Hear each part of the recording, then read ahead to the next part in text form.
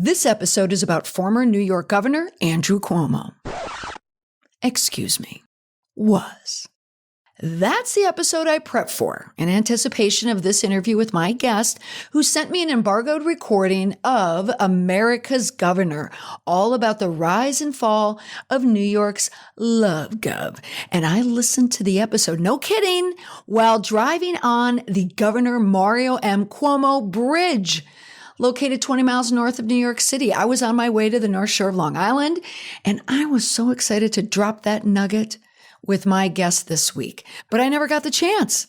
We never even uttered the name Cuomo, not once.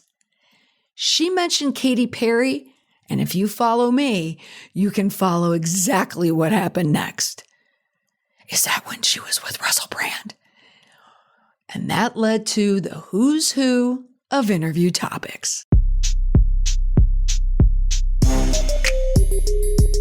Welcome to the Indestructible PR Podcast. I'm Molly McPherson, your crisis communication strategist and your guide through the world of breaking news and pop culture. Join me as we analyze the juiciest moments and extract valuable PR lessons. Let's master the tricks of the trade, or at least spot them, to help us all build an indestructible reputation. So join me as we go behind the headlines. This week, let's journey into the world of celebrity image management. My guest this episode is Vanessa Grigoriadis, a glossy magazine writer who has written cover stories that have appeared in New York Magazine, New York Times, Vanity Fair, Rolling Stone, to name a few. Vanessa and I are about the same age, but she was like a cool pop culture girl from the 90s in New York. Now she's a podcaster with her company, Campside Media. They produce a lot of phenomenal, interesting podcasts, including hers called Infamous. And she's covered people like Gwyneth Paltrow and her ski trial, Kylie Jenner's plumping profits, and of course, there was New York Governor Andrew Cuomo. I definitely think that you should check out that episode. It's a 2-part series. It is fascinating. You're not going to hear about it in this episode because we are going to go into another part of Vanessa's world, the world of celebrity. I have been a glossy magazine writer for many, many years. I started at New York Magazine, then I was at Vanity Fair and Rolling Stone, and very well known for big cover stories on Britney Spears or Katy Perry. I spent like 4 days with Taylor Swift when she was 19 years old. I just got crazy access to a lot of people. I wrote the first Lady Gaga story that anybody ever wrote that she did completely in character, her Lady Gaga character, and just like sort of have a reputation for being early on a lot of figures that will become big later on, like calling that, and also getting a lot of access and spending a lot of time with people. And I love scandals. Well, speaking of scandals, we won't go too deep in this because I already know there's like 7 podcasts I could do with you on this topic. But Katy Perry, when everything happened with Russell Brand 3 weeks ago, did that not surprise you? Okay, so Katy Perry, I actually went to her house in Los Feliz that she lived in with Russell Brand back when I covered her for Rolling Stone. And I remember so vividly, like she was really into like the cute Japanese culture. In the middle of the interview, she left and she went and she put on like a little baby kimono and these like fluffy Japanese slippers that were like little cats or something. And, you know, the thing about Katy Perry is like she's very a young soul in a lot of ways. She's got a lot of like verve to her. And then we went up to Russell Brand's home office, basically his lair. And it was so like old man. It was so like really like sumptuous couches and man desk and stuff. And he was out of town. I just remember thinking to myself, wow, this is really weird because these two people are so different. He's a comedian, but he's not really a comedian. And she is like a cute little girl in a lot of ways who just is extremely smart, right? And like has her finger on the pulse of culture. But also naive, would you say? That she could fall for someone like a Russell Brand? Yeah, I don't know if she's naive as much as she's sort of still this like 15-year-old girl who was brought up like Christian and, you know, used to go to farmers markets with her parents and sort of like play music there, I think, or whatever. You know, they were like not wealthy Christian preachers, basically, her parents that just were rolling around in California. And she essentially used that youngness of her like real self to dominate musical culture, whereas he seems to have used this like masculine energy to get increasingly unpleasant and put this like conspiracy theory sort of evilness into the world, at least from my perspective. Oh, interesting. So when you were in his lair and you watched the video of Russell Brand in his new, well, it wasn't his lair, it was, wherever studio he was, backdrop, it all came together and made sense to you? Yeah. I mean, I very much felt like, oh, this is the guy who, I mean, when I see him talking a lot of times, it does actually sort of look like this room that I saw. I thought he did a relatively good job, actually, from a PR perspective with handling that. Although I think he's going to go to prison. Yes. Like, I think this is extremely serious. But I would be curious to ask you, because I felt like from a PR perspective, it wasn't that bad. He came out before the articles came out. He got his little fans all excited about how this could potentially be a conspiracy. Yes. From his perspective, he maybe shouldn't have gone and done those shows that he did, because then there were like all these photos of him in sunglasses looking very besieged. But the initial response, I've really started to think that people should respond and say, I believe I'm innocent of the charges if they're going to fight them that way. Yes. Because saying nothing is worse. It's worse. And Vanessa, it's interesting.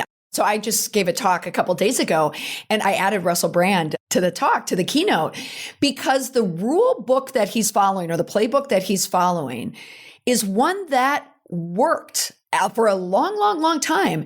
And that is where you deny what was said about you. You deny the allegations, you diminish the allegations, and then you want to get through it. And then you rebuild to whatever it is that you're doing. And that worked for a lot of people, but it's difficult now in a social media environment because there's so much evidence against you.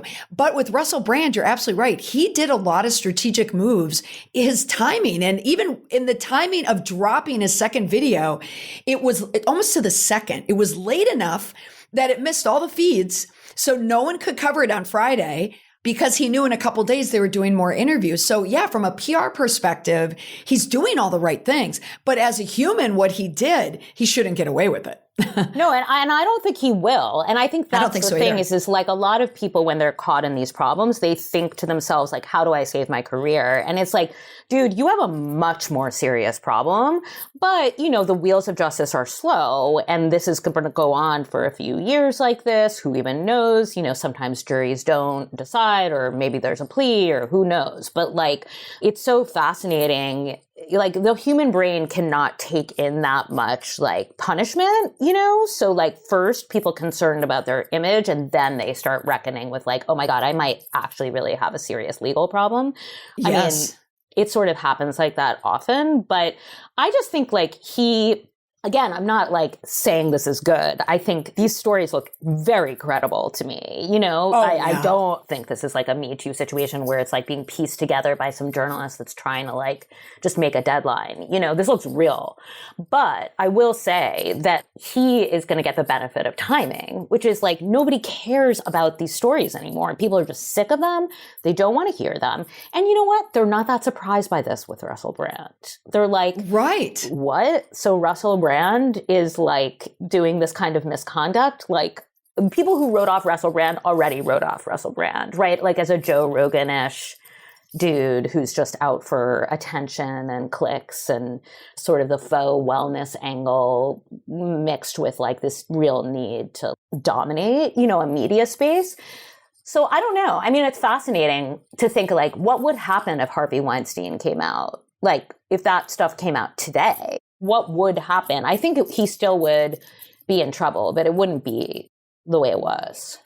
It would have been a different defense. And you're absolutely right. And it's, you and I were talking this before the recording about how just our knowledge of just life and experience and watching news cycles and understanding how they work if Me Too happened now, it would be an entirely, because Me Too is also like a Twitter dominated type of cycle that everyone was in.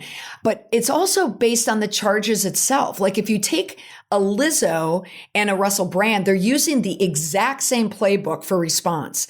But I don't think Lizzo's was appropriate because hers was workplace harassment, which I think her lawyers could have fixed for her and she could have reemerged. No, she made a big mistake. Yeah. Yeah, she definitely made a mistake. That was not the right way to deal with it because she has such a clean image, unlike Russell Brand, and so much goodwill that she, by responding, she actually created more certainty in the women's stories. Like, oh, this is real. Whereas if she didn't respond, people would have been like, oh, maybe they're making it all up. Like, I don't know, she hasn't even responded. But the deeper, the fascinating thing now that Twitter is essentially imploding is to think about how the news cycles will shift. Because, certainly if Elon Musk puts a subscription on Twitter, like that is a subscription fee. That is the end of Twitter. But even right now, part of why people stopped responding, I think, for a while is if you responded, there were these really, really smart writers and journalists on Twitter that would take apart your response, explain exactly how it was BS, make fun of it, create some meme about it that could potentially take off and be viral. And then you could really do yourself damage, right? Like, you almost didn't see that happen with Russell Brand. Like, you didn't see a pile-on where people sort of dissected his responses and blah, blah, blah, blah, blah, and make it way, way worse for him. Well, I did, but it's just me. But you're saying journalists, that's just what I do. But well, I'm saying like the hive mind of the Twitter that can really just lock into somebody. Yeah, I think because what you're touching on and what you and I are saying about Russell Brand is the PR strategy was good. It was, I don't want to call it brilliant, but it was good. In other words, he's placing a lot of emphasis on strategy right now in terms of reputation. And also with Twitter, like he's sending out the signal to his followers, to his supporters, which a lot of them are on Twitter. That's where a lot of them are. And that type of, when you get into misogyny, social media, where there's profit for clicks and profit for content, it can support you just like Johnny Depp in the trial. It is a whole new subculture of how you can use public relations, like of just the machinations of how you can work your way through it. So I think Russell Brand, I think you and I would agree, as far as playbooks go, he's writing one right now that is probably based a lot off of Donald Trump, and it works. It just doesn't help him legally, though. It doesn't help him legally. But the thing is that like that old thing where criminal defense attorneys used to say to people who were hiring them, you cannot say anything because if you say something, the judge won't like it and it could affect people and blah, blah, blah, blah, blah. Like, I don't want you to say anything to anybody until this trial is wrapped or the plea is done. It doesn't really work anymore because juries go online. And if they don't see your perspective and what you have to say, or at least your surrogates, you are potentially in trouble. Like every criminal defense attorney you talk to is like 100% of these juries are being told don't go online, and 100% of the people are going online and like reading up about it. So if they see a NXIVM like barrage of like sex cult, worst person alive, blah, blah, blah, blah, with no response. Yes. Okay. So that's just the other strategic angle to it is you're putting the content, you're putting the information, you're putting the narrative out there now when there is an eventual court case. Can you think of a case now? Because you've been covering people for years and you've been in this like celebrity realm, political celebrity realm. Can you think of a case before TikTok, before Twitter, where a lawyer going hard on the defense, don't say anything, we're going to cover it. We're going to cover everything down and diminish it. And they got through it, even though you knew they were guilty. Oh my God. Where the strategy actually worked. I know I don't like it either when people ask me to pull things from the back of my brain. I know, I'm like, I don't know. I know. Well, it's so hard. Did Casey Peterson say anything? She might not have said anything.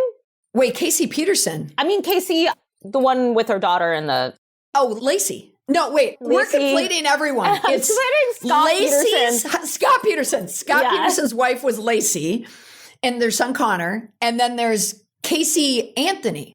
Anthony, yeah. Yes. Okay. I want to say she didn't say anything. She didn't say anything. And she got off.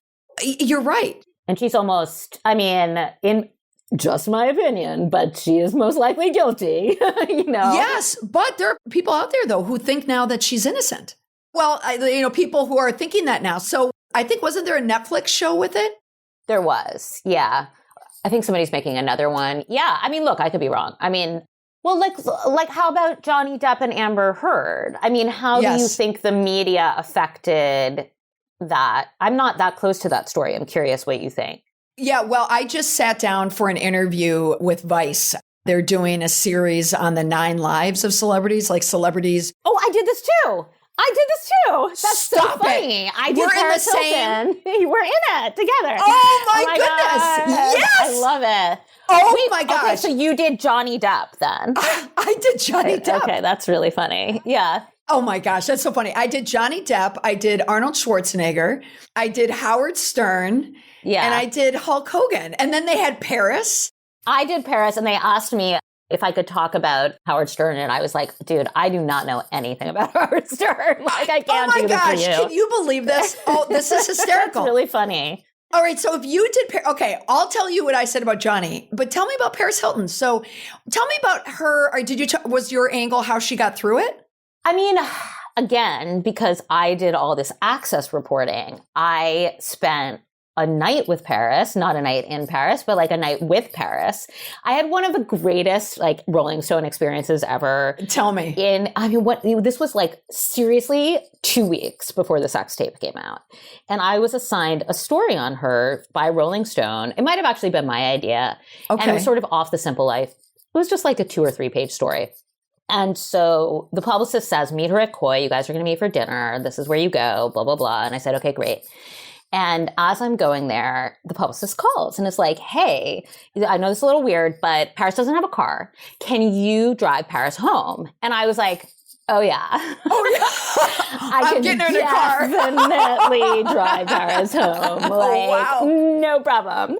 So, I get to the restaurant. It's like her and Nikki Hilton, and remember Casey Johnson, who was Tila Tequila's girlfriend for a little while, who's the Johnson & Johnson heiress who died and all that. Oh my goodness. So we're like having dinner, and then they're like, we're going to a club. Do you want to come? And I was like, sure. And they're like, okay. Like Paris gets in my car, and we were out till like 6 a.m. We actually got our purses stolen together. Like I was like, wow. We're really bonded. Like I drove her back and it was light outside. Oh my gosh. I'd be so tired even thinking of that. Yes. So Paris's career is fascinating, right? Because she was Kim before Kim. Kim definitely learned from her. From Paris. Kim was her closet stylist. But then she sort of went into this weird like dead zone, right? Like where she was like big in Japan, but not like big here. And Kim sort of stole her thunder. Yeah. And she's got something obviously weird going on with her mom, and this need to be seen as like a perfect little girl. Like there's almost like that John Bonet thing happening, like a high-end John Bonet kind of thing. And then, I hate to say this because I think Paris is actually really cool and really smart, but she did get married to somebody who was like, you are a business. Like you're a business and it's not going right. And I'm going to like get this in shape. And like, I don't want to put down Paris and say she's not part of it, but certainly like having a partner. Look, there are a lot of couples like that, right? Where there's like one person who's helping the strategy of the other person. She's completely turned it around in the last 2 years. I thought her documentary was incredible, where she really showed who she was. And now she's being really smart and strategic. And she put out this book, and she doesn't tell her whole story in the book. She just tells a little part.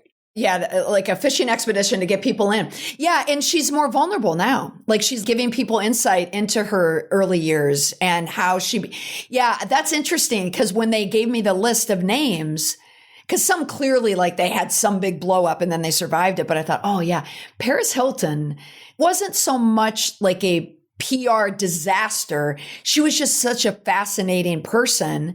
And even remember the jail, like you remember they were like filming the helicopters above her. I think people felt sorry for her. I know, but the only part about this whole like renovation of people's images that I sort of hate is like, also Paris was like the number one mean girl in Hollywood. Like she's very well known for a very cutting, nasty sort of sense of humor, putting people down, like, you know, like almost like a drag queen sort of camp. But it's a little bit like, oh my God, I do feel bad for her. Like she did go through horrible things, but let's also like, the comeuppance. Not too many tears. Right. Like, when like she was also dancing on a table and the world was taking pictures of her and she was making like little nasty remarks and having the time of her life. That was fun. Yes. Oh, that's interesting. Like, yeah. It's like a mix. We don't say like the people at Studio 54 were traumatized and that's why they were dancing. You know what I mean? Oh, yeah. Like, come on. Oh, I totally get that. Yeah. So she was like a Regina George, like a mean girl. But it's almost like she lost control, again, like of her narrative, like with the arrest and everything.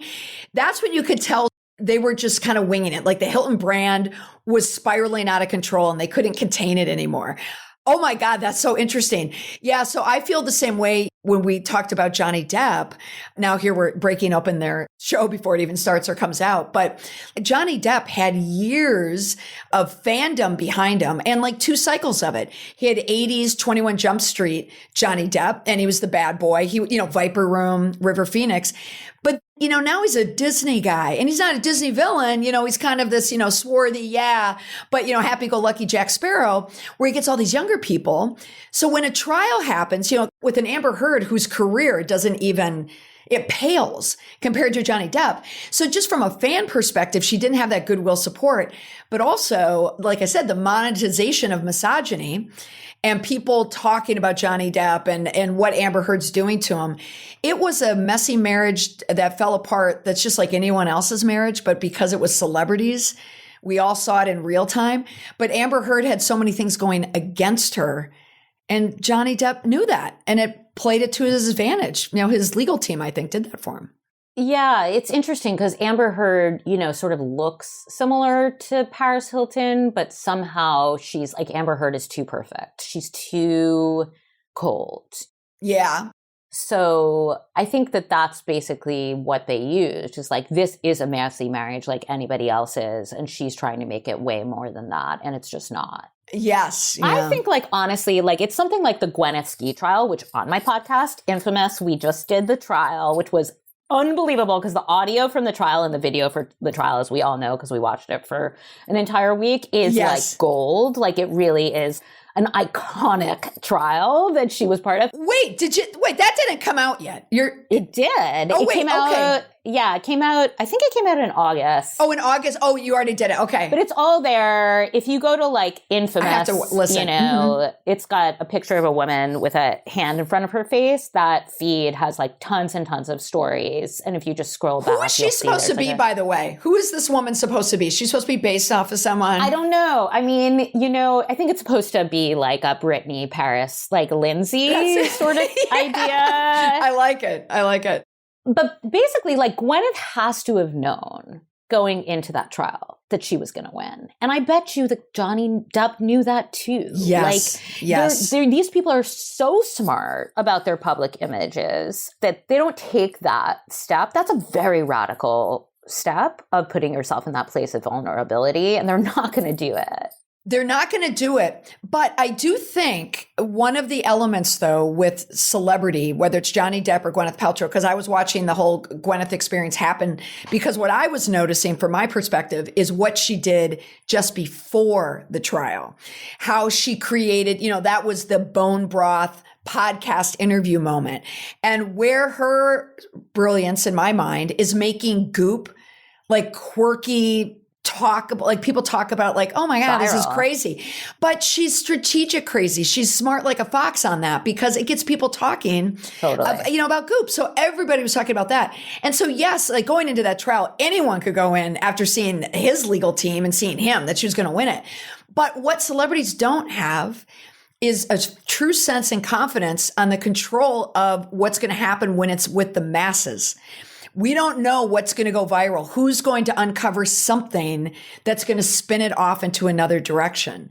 So there's that one element of fear that they do have. And yeah, that Gwyneth trial was that fascinating. It was totally fascinating. Yeah, I think celebrities are more afraid now than they've ever been. Like, even though they're physically a lot safer because there's a lot less paparazzi and there's like, I mean, I know that people have stalkers and all of that for sure who do like, public events, but like there aren't those car chases, right? The way there were for like Britney Spears but at the same time, and they think they can control everything through their social media, but they can't. And it's very disturbing to them. And there was a system before that I was sort of a part of, but I was always like a little bit the fly in the ointment, where it was like, okay, if you want to get on the cover of Rolling Stone, you've got to spend 3 days with Vanessa. You've got to take her on tour with you. You've got to take her to your house, like blah, blah, blah, blah, blah. And in return, she might be a little bitchy,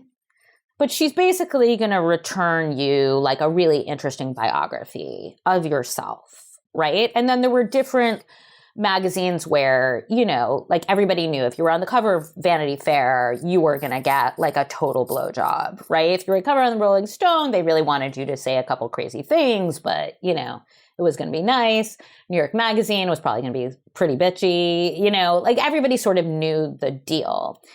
And with the diminishment of any access journalism, because a lot of people, like, I don't think Beyonce has given an interview in like 6 or 7 years now. Yeah, I just talked about that yesterday. Yes. Like, there's no real institutionalized journalism going on for a lot of celebrities, and they're pretty psyched about that, right? Because they didn't really want to do all this press to begin with. But the sort of devil's bargain is that they have less protection in terms of like crazy memes taking off, somebody using their image now in AI, making something weird, fake happen, and that going viral. The virality thing is, would you rather have a journalist who is somebody who does this for a living and is going to portray you in an interesting way, be the person that you give access to? Or would you rather have like the entire internet chiming in about some picture of you with cellulite? Like, it's like, right. It's not even a contest, right? So, yes. Yeah, it's complex because at the same time, I really roll my eyes when celebrities are like, everybody's being so mean to me. And it's like, grow up. Like, this is the bargain. You get fame and money, and in return, people get to leave mean comments on your Instagram page. Like, fucking grow up, Yes. But they're like, they're twisted. Their minds are all twisted. Okay, so this podcast has totally changed now. Okay, we're totally changed. So this is my edit point. No, this is my edit point. I just am marking it down because this is a whole new podcast. This is this is interesting. So I'm going to do this edit point. We're going to jump back in because this is the topic I want to talk about. So let's do, because I just did this interview yesterday with someone. It was their Vulture podcast with Vulture, New Yorker, and we were talking about this very topic. So let's start off again and let's do a then and now, because you have experience with people. Like, what it was like to cover someone back then and how they don't have the same coverage now. So I'm going to jump back in about Rolling Stone. Okay. So who did you profile in Rolling Stone? Was it just Katy Perry? Let me look. Meanwhile, I also have to say, you need to come on my podcast to talk about Meghan Markle at some point. Oh, sure. Or absolutely. Yeah. I always turn down the Royal podcast because they always just want to destroy her in a mean, horrible way. It's like, no, I don't want to get into that. If you want to talk critically, I'll talk about it. But you definitely, I would do that in a heartbeat. No, I mean, this is what like my take is going to be. Okay, hold on. Like, can I? Oh, okay. Well, let's go back. We'll talk about it later. Yeah. No, we have to touch it.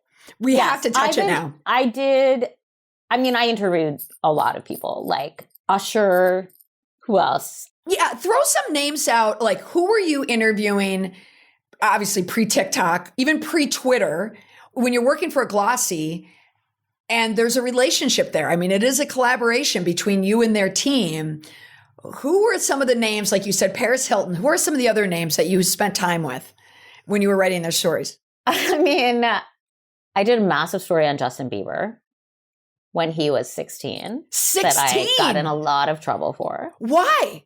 Oh my God, it was so crazy. So I was obsessed with Justin Bieber in a way that was like, I think people felt bad for me. Like people didn't understand. Like my friends would come over and I'd be like, can you see this boy in like his video? He's so cute. I can't like deal with it. He's so adorable. And so they were like, okay, who's going to write about Justin Bieber for Rolling Stone? And I was like, I am writing this. And so they said, come down to Atlanta. You'll hang out with him. He's going to take you ice skating. And I was like, oh my God, Justin Bieber is taking me ice skating. Do you ice skate, like, Vanessa? Well, I mean, terribly. And so I was like, what will I wear? And I spent so much time like planning my outfit, packed my outfit, took it down to Atlanta, like went to the hotel, ironed my outfit. And all the time I'm like thinking to myself, like, I don't know how I'm going to actually ice skate. Like, how am I going to ice skate with this person? And then they were like, yeah, okay. Like, he's going to pick you up outside the hotel. I'm like waiting. It's like 2 hours late, you know? I'm like standing there. And like, finally this like enormous SUV pulls up to the corner, door opens. And I was like, oh my God, this is a child. You know, he was like 5'2" at this time. He had like braces on. And I was like, hi. And he's like, hey, what's up? And I was like, oh yeah, it's like great to meet you. Like, I'm really excited to go like ice skating. He was like, we're not going ice skating. That's so corny. And I was like, okay. But I was just like, I can't believe. Like he kept talking. I think he had Invisalign and he kept on being like, oh my God, this is so uncomfortable. And I was like, this was not the what Justin you expected. Bieber. Yeah, exactly. So you had a much different Justin Bieber, and then all of a sudden became like a child with a braces orthodontia problem. You're like, what am I doing here? It was so crazy. So you were in Atlanta. Yeah. Were you in a skating outfit? Like what? No. I mean, I just had like a nice skirt on and like I had like an A-line skirt, you know, but then I can't even remember. We did like a million things together. And we went to like Dave and Buster's. And then they were, you know, because for Rolling Stone, again, we would get this sick access. So we're like done in Atlanta and they're like, see you in LA in 3 days. And I was like, oh my God, okay, I'm going to LA. Okay. So, you know, I go to LA to meet up with him, and he's got like a whole tour. He's on The Tonight Show. He's on this. He's on that. Stuff with him and Selena is starting to break. Like, are they going out or not? Yeah. I'm like sitting with him in a car. He's got like his screensaver is Selena. I'm like, obviously he's with Selena, you know? Like, okay. But we haven't had a sit down yet. Right? Like we've just been hanging. Because the whole thing with Rolling Stone is like, let's play pool, let's hang out, let's vibe, right? I'll be in the studio, I'll listen to him sing a lot, you know, talk to his voice coach. Everybody was very concerned about like the voice was changing, like what was going to happen with the voice. Yeah. And so I go to LA and like hanging out with his bodyguard downstairs in the Four Seasons, like, you know. Was there a parent? Was his dad in any? His mom was there. His mom was there. Okay. But they like canceled it or something. I can't remember. I had to come back again. And I was like sort of pissed because I'm like, TikTok, it's Rolling Stone, right? Like we don't wait, you know? And so they usher me up to his room and the publicist is like, all right, you're going to do the sit down. Check you later. And she leaves. And they had been so on me, like like hanging on me while I'm like playing pool. And then they're like, cool, you're doing the sit down, we're out. And I was like, who does that? This is where the questions are going to be asked. Oh, you know? What power moves. So they left.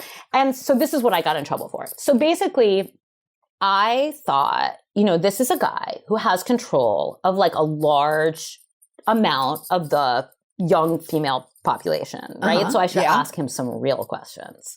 So I said, like, what is your opinion on abortion? What is your opinion on abortion with incest involved? Because he was like, killing a baby, it's wrong. And I was like, okay, well, what about in the cases of like incest or something. And so he gave a good answer. He was like, I'm not really sure, sort of answer. I have to think about that more. But we had I asked him some political questions. We had just basically a little let's have a real chat and see what's going on in your brain. Hey, Vanessa, can I ask you a question? Can I just ask you a question right now? So you're with a 16-year-old and you're you're in Dave & Buster's, you're doing all this other stuff. Right. So I get now in a journalist's mind, so you have Justin Bieber and you recognize how much power and influence this kid has. I'm curious, what was the outcome you were after with those types of questions with Justin Bieber? Well, I think at that time, everybody was trying to understand how Christian he was. Okay. Which did become a thing later on, right? Mm-hmm. And where this kid was at in terms of his real beliefs about women and society and family and what exactly was going on, because they had remade him from a little Christian singer, right? Mm-hmm. Yeah. Into this massive pop sex symbol superstar. So that was what I was trying to get to. Now, basically the question is was it inappropriate to ask those questions? Because he was almost 17. But was it inappropriate because he was 16? And so I don't know. I mean, now I have a daughter who's 11 and I can't even imagine in 5 years asking her those questions, even if she was a star like Justin Bieber. Right. At the same time, Justin Bieber is a product that's being sold. Mm-hmm. And I think we've crossed over as a country where people's political beliefs are important. And it is important to know because they're going to speak out on them. Mm-hmm. And so it was sort of important to know who he was, really, apart from the product. From the product. Okay, so Justin Bieber then to Justin Bieber now with Hailey Bieber, Baldwin Bieber. What do you see when you see Justin Bieber now? And you were in the car at a Dave & Buster's with a kid. What do you see when you see him now? I mean, I'm sort of impressed, first of all, that he's still here, right? The idea that he is a teen idol that was able to cross over into having an adult career. Remember, that was really not the way it happened before, he was supposed to be on the ash pile of history. Obviously it's interesting given the recent news that he's not going to work with Scooter Braun anymore. Mm-hmm. What I hear through the grapevine is Hailey Bieber is real smart. She also comes from a celebrity family, right? Where she grew up really understanding how this all works. And she, maybe like Paris Hilton's husband, is very invested in the business of Justin Bieber. And so when you talk to Justin now, you're talking to the two of them and they're figuring out what the best way to play everything is together. Mm-hmm. So it seems to me like he's doing pretty well. Do I think his music's going to sell forever? I don't know about that. Do I like the music he's putting out? Not really. I only like those early songs. Yeah. So, Clearly. Yeah, you were. Clearly. It's a different time. But, and it is interesting that Hailey she doesn't come from Alec. She comes from Steven, who in terms of the hierarchy, the Baldwin hierarchy, he had, his moments like The Usual Suspects, but he was not the premier. So you see a Hailey growing up almost strategically thinking, okay, what is my play here? Even her career has been remarkable. And now just the influencing brand that she has. So now have you interviewed Britney Spears? No, I haven't interviewed Britney Spears, but I wrote the very famous Britney Spears cover where she's in black and white and it says an American tragedy on it, which was basically based on me spending 2 months with all the people who were covering her when she had her breakdown. When she had a breakdown. So what do you think's happening now? This is actually the story I'm best known for. Okay.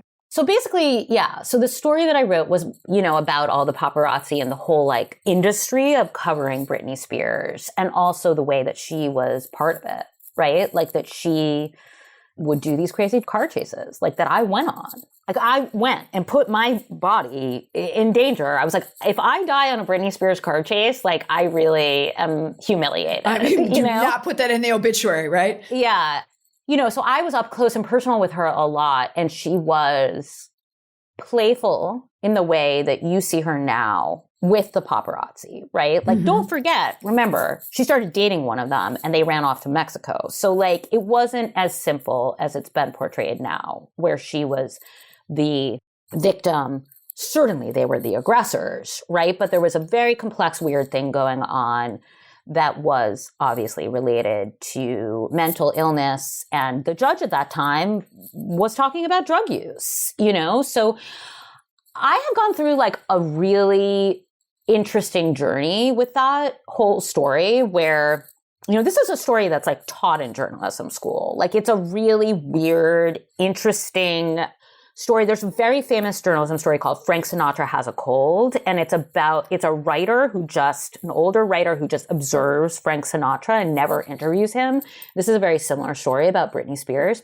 But people thought it was too harsh on Britney. And in the time of her documentaries and Free Britney and everything like that, I became like, not a huge villain, but every once in a while people would be like, what is this? Yeah, you're part of the problem for Britney. And it was written in a way that was supposed to be very like provocative and like William Burroughs-ish. And there's a lot of language in there that I maybe wouldn't stand behind today. But all that being said, I was like, how is this happening? That everybody's on this bandwagon of Britney is totally fine and the media is at fault.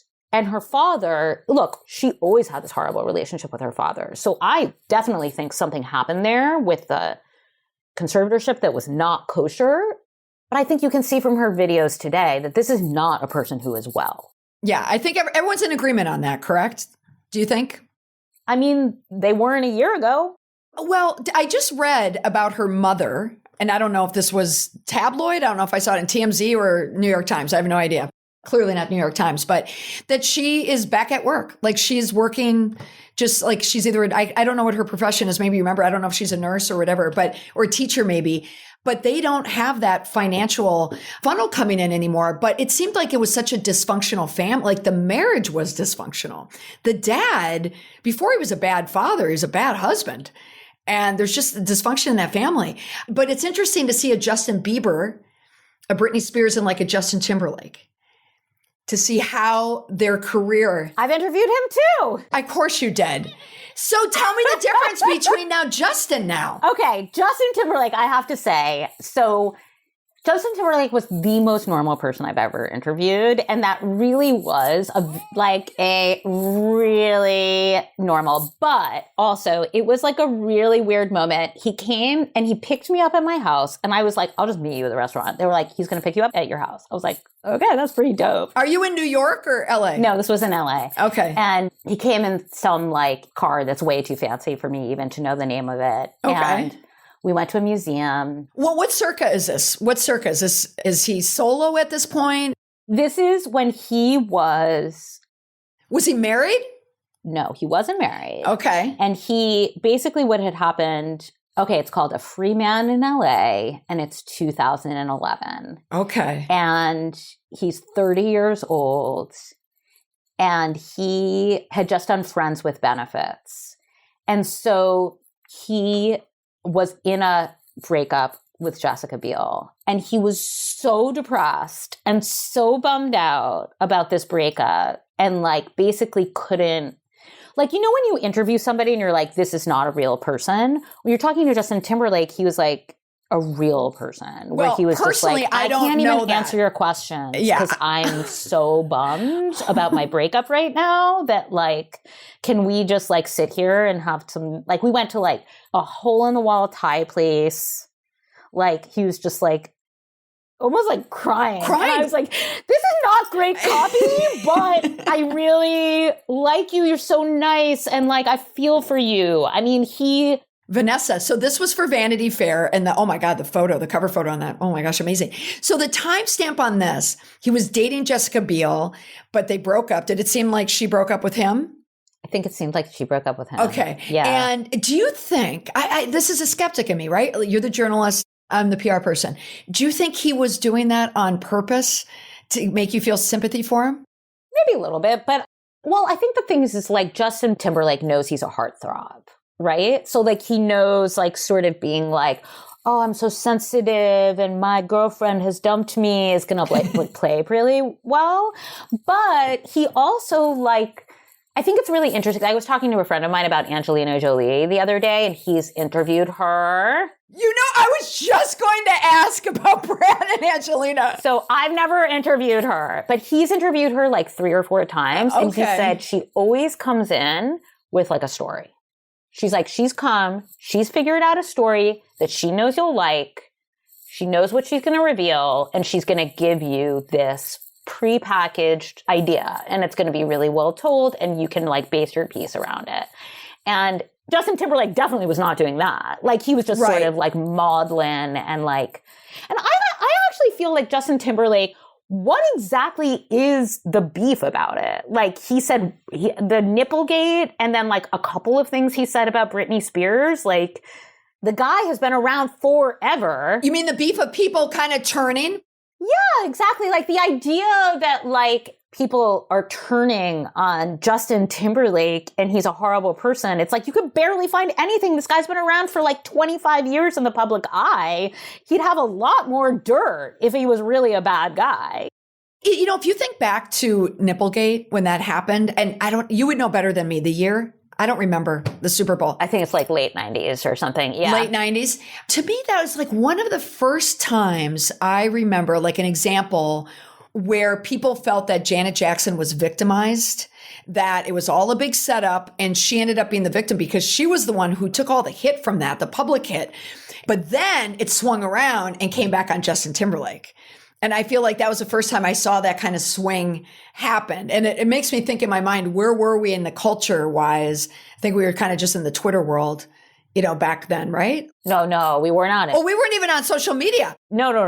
It was we had no social. Not social. It was, I mean, I think it's media. Just like, whatever. He ripped her thing off. Like, he was never going to get out of that. Like he did it, but they planned it. You know what I mean? Yes, yes, like, exactly. It wasn't that's like right. He just did it, you know? Yeah, it was television. I'm not saying that's like the greatest thing that they did. Like that was sort of stupid, but I'm just saying like from my perspective, he's a nice, normal guy. He doesn't deserve to have this weird flack thrown at him. Yeah. Okay. So then if we have to, so then we could wrap here, which I don't even want to, but I mean, just for the sake of time, I know. But now like all those celebrities, singers, artists in that realm. So we're 90s, they're younger, they're all still relevant today, which is incredible, you know, at different levels in their career. What's the through line with them? What they all share, the commonality that maybe speaks to their relevance, but where do they veer off? Like, why is Justin and Britney Spears is Britney? Is there anything beyond just the mental illness portion of it and the challenges? But is there something about just looking at those three, the Justins and Britney? The two, you mean? Yeah? Yeah, or like Justin, and Britney. Like you've done so many interviews with child artist stars. Yeah. That are so relevant today or not, or even you're talking about Paris Hilton. Is there something that they have that gives them that staying power that they can go from an age before social media even existed? They're teen mags, but now they're still here and they haven't gone off the rails. Like, what is it?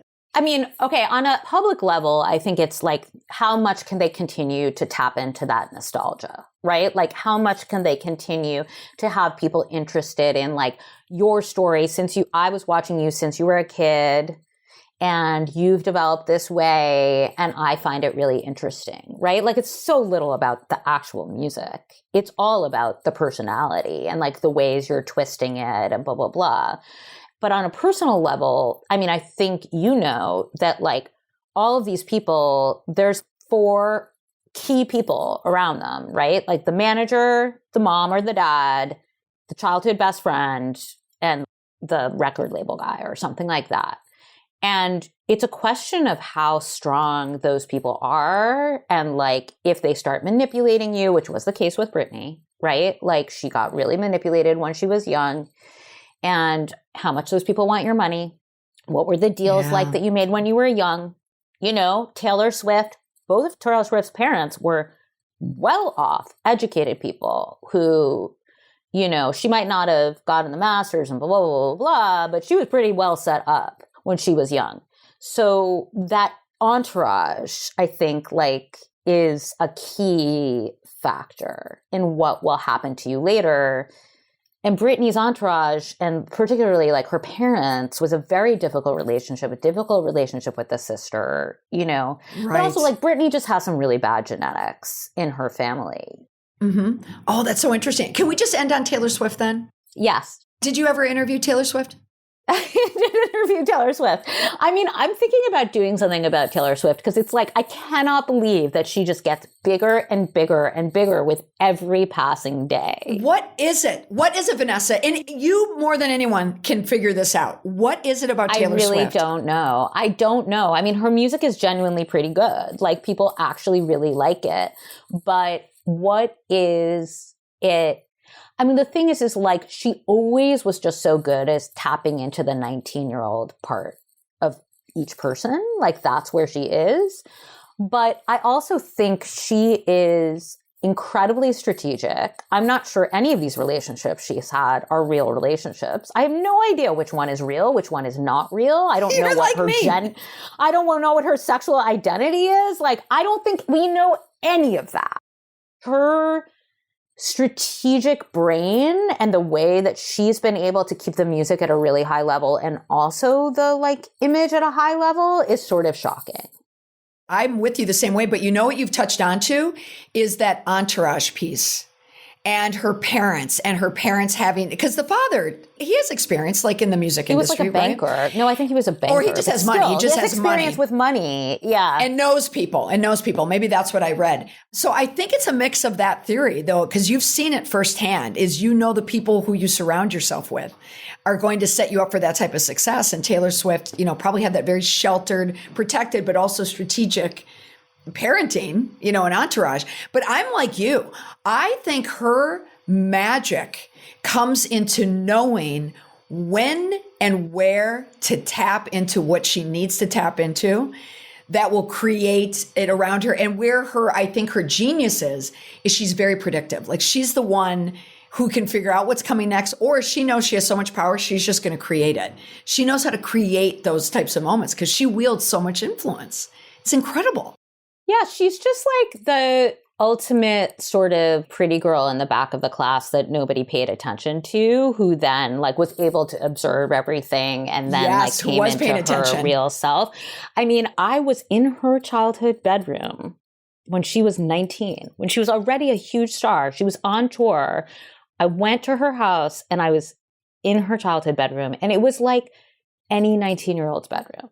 Wait, you're telling me there's not like strings on the wall where she's already planning her life, you know, like a murder wall, like she's already has her eggs, Easter eggs? It was like all her, I mean, I'm vaguely remembering like she was writing all her little Valentines to the people in her class. Oh, wow. She showed me all the letters she and her friends had written to each other, and she was like keeping them in a box. And, you know, like she just was like a prodigy who was also brought up like a normal girl, right? Okay. Like her parents tried to give her, they moved to Nashville because they thought she was so talented, but they also wanted her to have a normal high school experience and try to like give her a normal life. So she wasn't like flying all over the place and couldn't really go to school.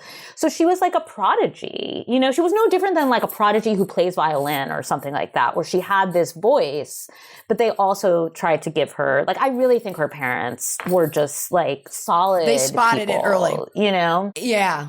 And they had money, and they weren't, I mean, Justin Bieber, remember, like, he was living in a project. His mother didn't have money for, like, food, you know? Like, that's where a lot of these kids who become stars come from. Like, they come from that sense of survival.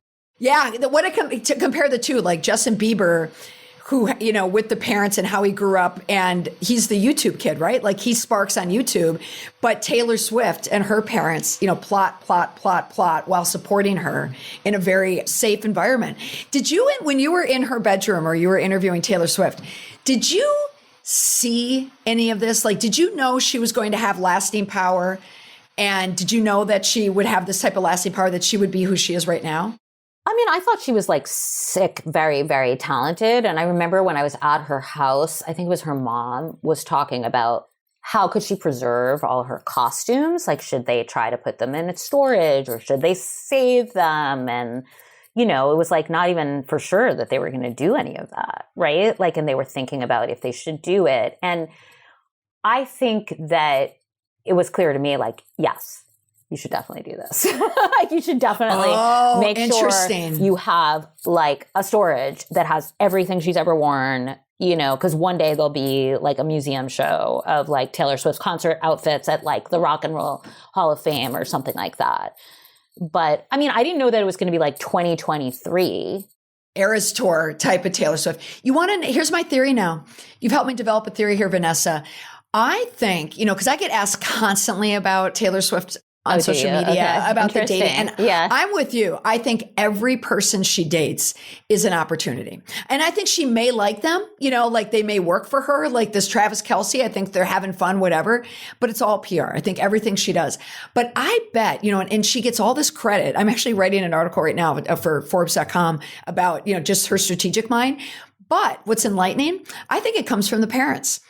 I think her parents were strategic. Like what you're sharing right now is they knew, they plotted to go to, that's a big deal to go to Nashville. And they saw it. So they maybe imprinted this idea of how to be strategic in the long run. And that's why she is who she is today. Let's give it to the parents, because we all know as parents, we have so much to do with kids, how they do it nowadays. Exactly. That's At least right. that's the theory I'm going with. Oh my gosh, Vanessa, I will just have to say this will be episode 1 in our series of deconstructing celebrities. Okay. You and I are going to go on tour. Like, who wants to hear us? My thanks to Vanessa Grigoriadis for joining me on this episode. And thanks to you, listener, for sitting through a woefully unprepared topic. But who am I kidding? I could talk about stories like that for hours. That's all for this week on the podcast. Be sure to chime in with your takes on this week's episode on my social media channels. And of course, PR Confidential, now back on Patreon. Just look up PR Confidential, my name. Look for the photo of me with my phone and let me know what you think. That's it for this week, everyone. Bye for now.